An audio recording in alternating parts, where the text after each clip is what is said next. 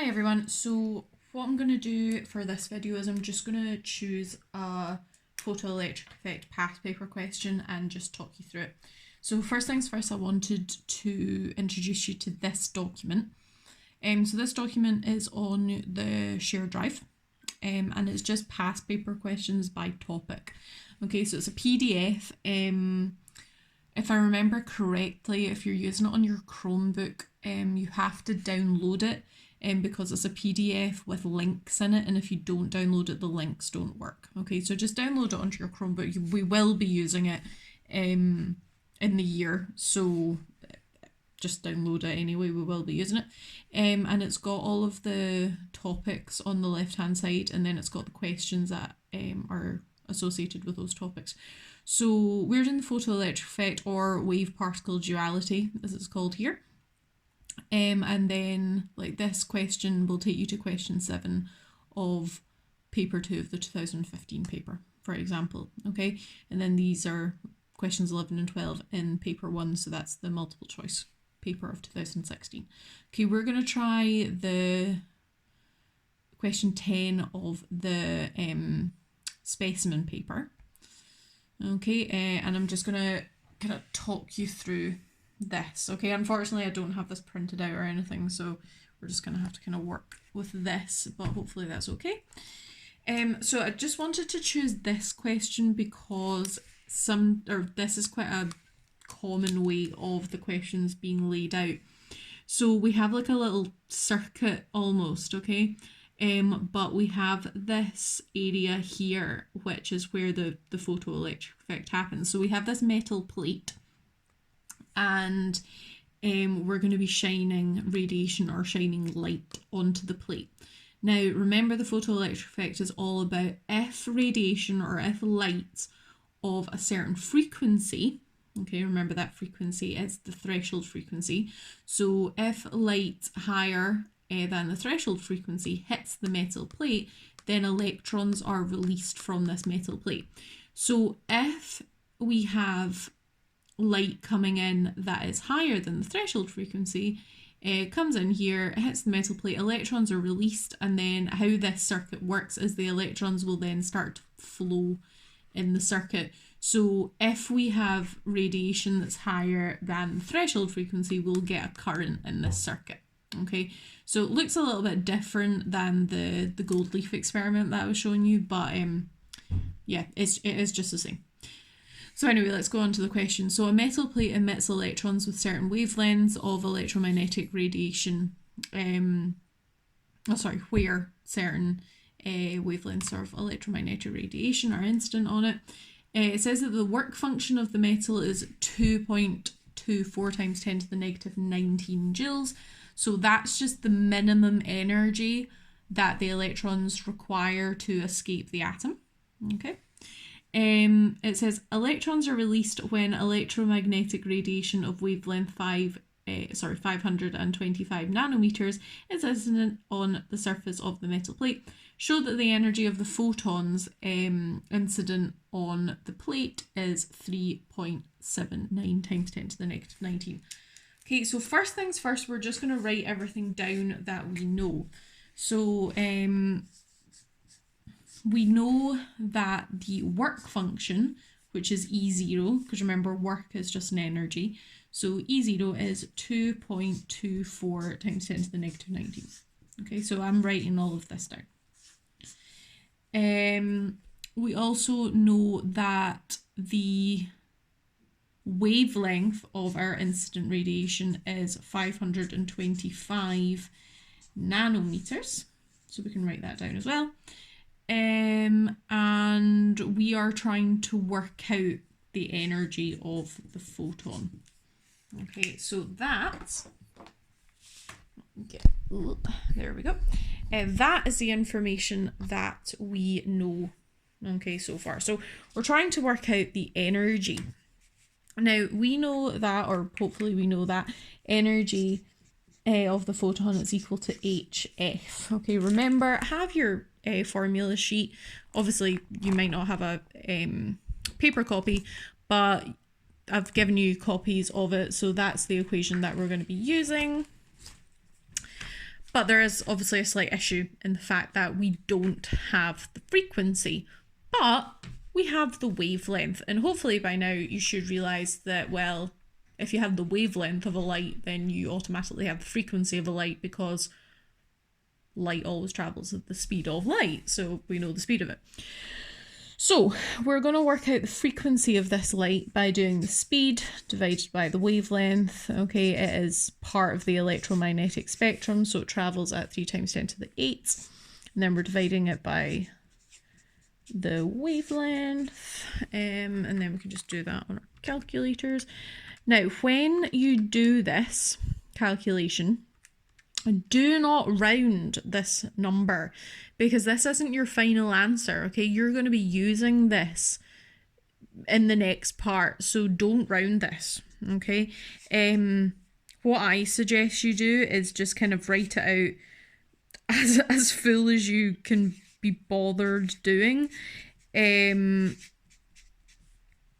then I would just keep that in your calculator, okay? Keep that stored in your calculator, okay? And then when you move over here, the energy of the photon is going to be Planck's constant. Remember, you do not need to know this off by heart, okay? It is in your data sheet, and then you're going to multiply that. I'm going to run out of room, so I'm going to do it down here. Multiply that by your frequency. Okay, now what I can do here is, because I've just kept that in my calculator, I can just go ahead and times that answer by 6.63 times 10⁻34. And then this is our final answer. This is the energy of my photon. So I can go ahead and round that to 3 significant figures. So it's going to be 3.79, okay, times 10⁻19. And it is an energy, so joules. This question actually says show that the energy is 3.79 times 10⁻19, so we know that we're correct there, okay, because the question actually says show that this. Right, next one. Determine the maximum kinetic energy of the electron released from the surface of the metal plate. Okay, well, in the last video I explained that if we had a photon coming in that had, say, 15 joules in it, and this little electron needed 9 joules to escape, okay, it'll absorb the 15 joules, okay, it'll use up 9 of those joules, okay, and then the energy that I'll have left, the 6 joules, will be used as kinetic energy. And your formula for that is EK is equal to E take away E0. So that's just the kinetic energy is equal to the energy of the photon take away the work function. Now, on your formula sheets, it's not given in this form. It's given in a slightly more difficult form, I guess, here, okay? Kinetic energy is equal to HF take away HF naught, okay, where F naught or F0 or FO or whatever is the threshold frequency. But remember, E is equal to HF and E naught or E0 or whatever is equal to HF0.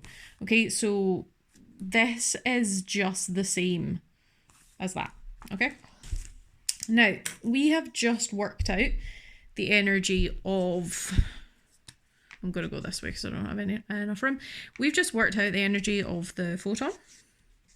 And if we remember back to what the question actually told us, the question actually tells us what E naught is.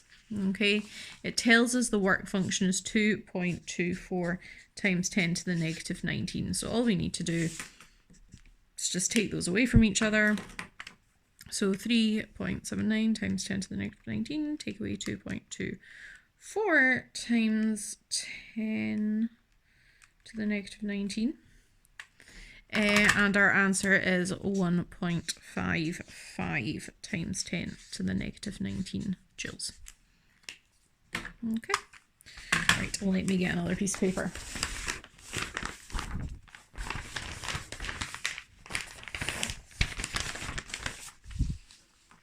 Okay, next bit.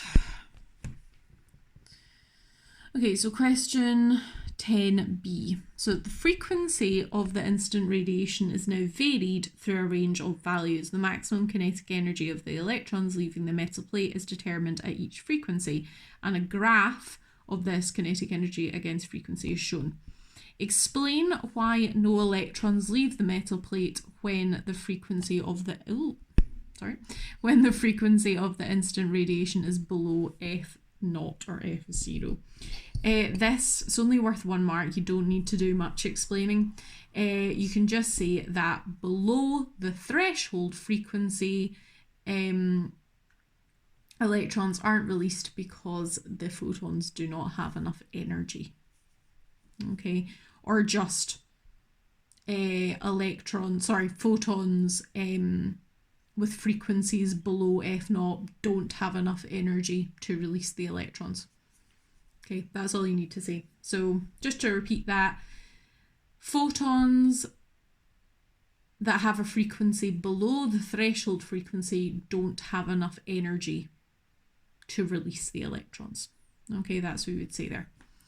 Then B2, BII, calculate the frequency F0. Okay, this is a really quite nice one, okay, actually, because it's asking us what F0 is or F0, so it's asking us what the threshold frequency is. But in the last question, actually in the question itself, it tells us what the work function is. Okay, so I'm just writing that down just now. So that is what we are trying to work out, and that is the relevant information of what we know. Okay, and E0 is equal to HF0.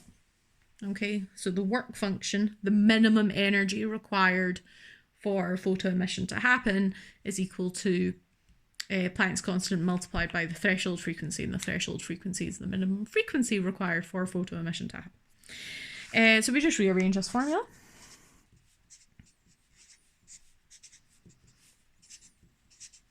Again, no need to actually remember Planck's constant, it's just ingrained in my mind, but that doesn't need to be ingrained in yours. It's in your data sheet. Please do not try and guess what Planck's constant is.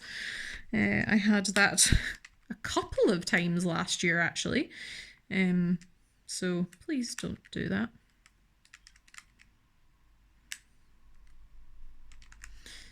Okay. And we get the frequency to be 3.79 times 10 to the 4. Remember, you always need to be rounding your answers to 3 significant figures. Okay, so 3.3. Oh, I just wrote the wrong number. I'm glad I looked at that again. 3.38 times 10 to the 14. Sorry.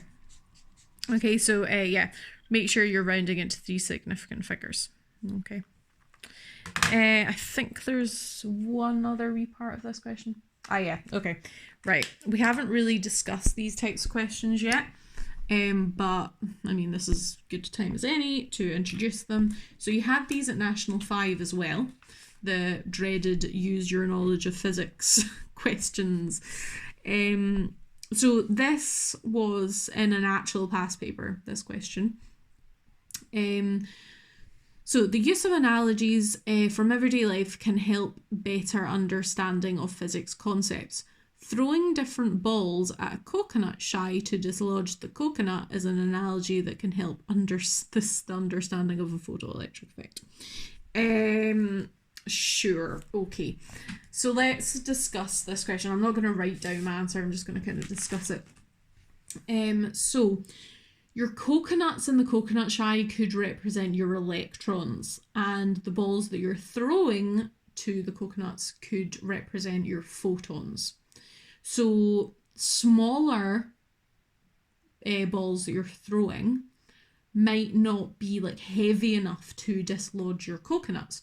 So that could represent a photon of lower energy that doesn't have enough energy to release the electron from the atom. And then if you're throwing a ball of like a larger mass or just bigger or whatever,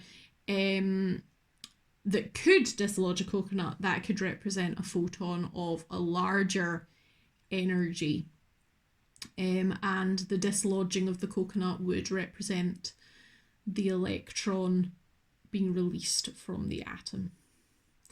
It's not the best use your knowledge of physics to comment on this question, but yeah, you can be asked ridiculous things like this. So I hope that has helped, and just be aware that this document is available to you at the moment.